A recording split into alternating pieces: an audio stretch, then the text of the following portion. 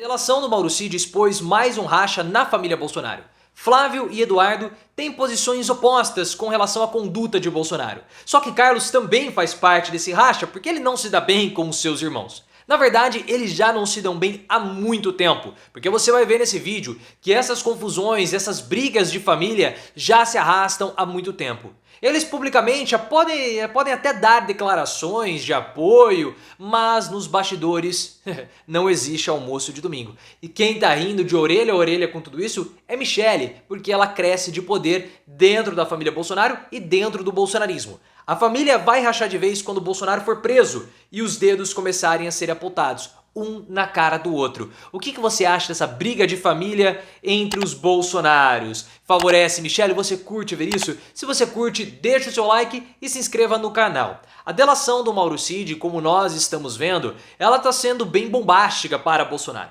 Muitos falam aí, o pessoal da PGR, que a delação do Cid não tem provas, não tem embasamento, é fraca. Fraco o escambau. Porque a delação do Cid, ela tá expondo meandros da organização criminosa que o Bolsonaro comandava e posições diferentes da própria família Bolsonaro. Posições divergentes de irmãos. E principalmente posições divergentes que reforçam conflitos do passado, conflitos que vão ficar cada vez maiores com a prisão do Bolsonaro. Pelo seguinte, o Mauro Cid, ele falou que depois que o Bolsonaro foi derrotado, nós tínhamos duas vertentes, ou dois grupos lá dentro do governo.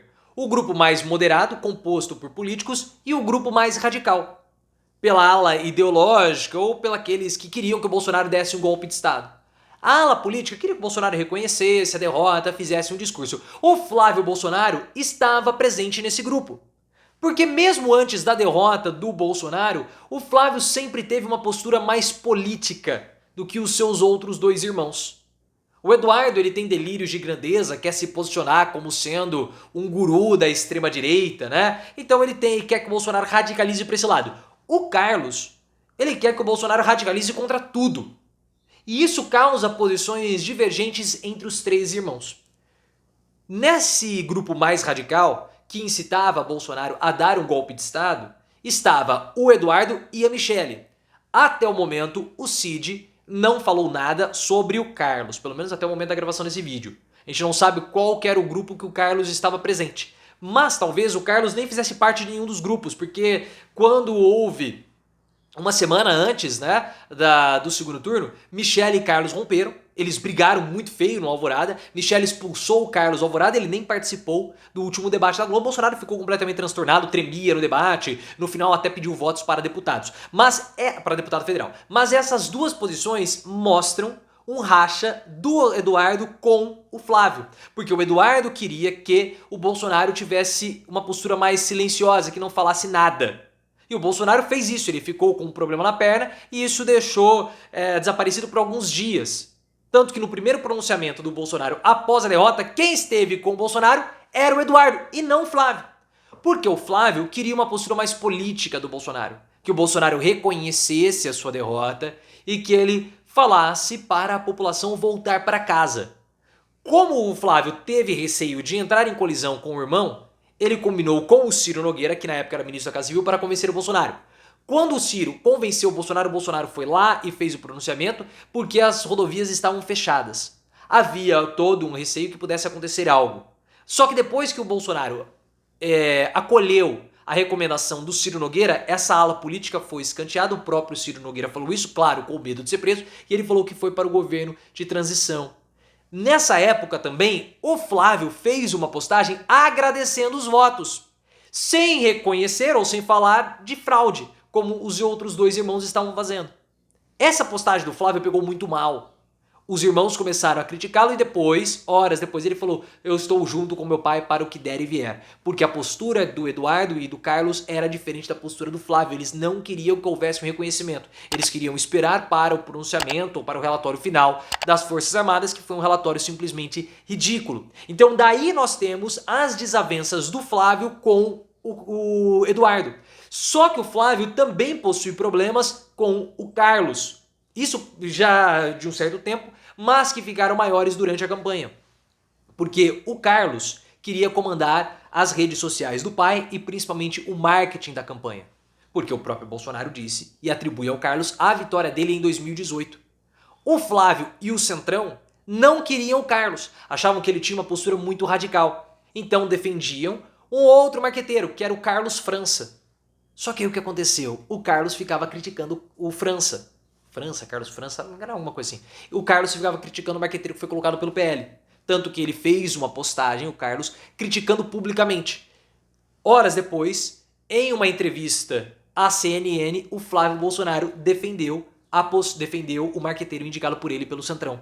Então ali já começavam a ficar cada vez mais públicas e expostas as divergências e os problemas entre a família Bolsonaro. Até porque o Flávio e o Centrão queriam que o Bolsonaro fizesse um pronunciamento, gravasse propagandas de campanha ou peças publicitárias pedindo dinheiro para doação. O Carlos era contra. E aí foi um quiprocó e deixou o Bolsonaro simplesmente perdido e a derrota inevitável. Só que até mesmo a postura do Bolsonaro para a derrota foi motivo de divergência.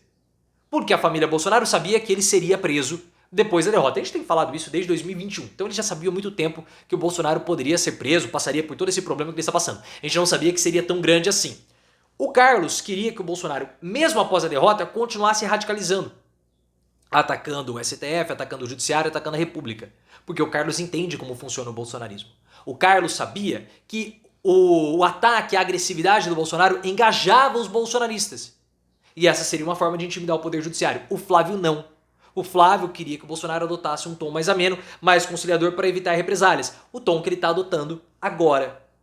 E que ele adotou depois da derrota do Bolsonaro.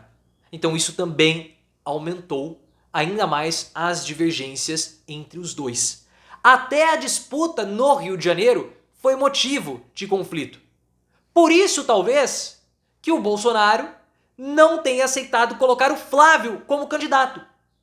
Porque no início do ano, o Flávio se colocou como candidato, como pré-candidato a prefeito do Rio de Janeiro. Só que o Carlos fez postagens nas redes sociais criticando o irmão, veladamente, né? Não falou diretamente o nome do Flávio. Mas houve essa crítica, houve esse atrito.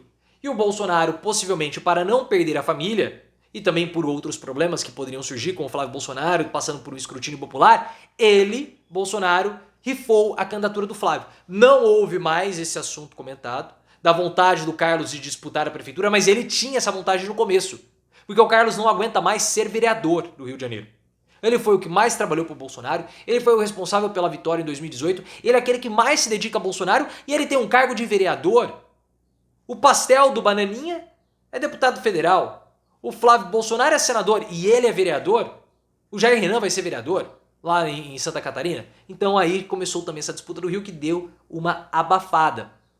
Só que o que nós estamos vendo é que no final, quando o Bolsonaro for preso, um vai apontar o dedo na cara do outro. E eles têm motivos para apontar o dedo porque todos eles são responsáveis. Só que eles não vão observar os próprios erros. Internamente na campanha do Bolsonaro, Flávio era considerado o culpado pela derrota do Bolsonaro. Porque nas últimas semanas, ao invés de concentrar as agendas em São Paulo, no Rio de Janeiro, Flávio foi para Minas, aí depois ele ficou mais no Rio de Janeiro, né? O Bolsonaro foi mais para o Rio de Janeiro, para Minas do que para São Paulo. Então ele é considerado culpado. Mas o Carlos também é culpado porque ele fez a postagem logo depois dos atos antidemocráticos do 8 de janeiro, que incluiu o Bolsonaro no inquérito que está investigando os atos golpistas. E o Eduardo tem essa postura, que é uma postura radical, é uma postura que o Flávio vai falar que não resolve nada, eles vão falar que o Flávio não... E aí a família vai ruir completamente e o Bolsonaro vai estar acabado, como a gente já sabe. É só uma questão de tempo, porque essa família se odeia. Mas como que uma família que tem o Bolsonaro como patriarca vai virar alguma coisa? Não pode dar bom, né?